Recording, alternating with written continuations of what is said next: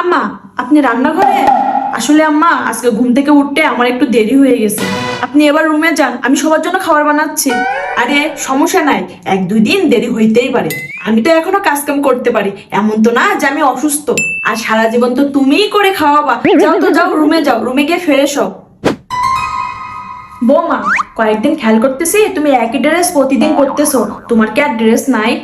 না আম্মা, পরার মতন কোনো ড্রেস নাই। আপনার ছেলেকে কিনে দেওয়ার জন্য বলছিলাম, সে বলছে তার কাছে এখন টাকা নাই। তুমি আমাকে বলতা, আমি তোমার শ্বশুরকে দিয়ে কয়েকটা ড্রেস আনাইতাম। তুমি হলে বাড়ির বউ, সবসময় সেজে গুজে থাকবা।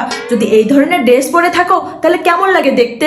এরপর থেকে তোমার কোনো কিছু দরকার হলে তুমি সরাসরি আমাকে বলবা। ठीक है। আম্মা, কয়েকদিনের জন্য একটু বাপের বাড়িতে যেতে চাচ্ছিলাম। হ্যাঁ যাও, তুমি তোমার বাপ মাকে দেখতে যাবা, এটাতে আবার অনুমতি নেওয়ার কি আছে? আমার ছেলেকে নিয়ে কয়েকদিনের জন্য ঘুরে আসো।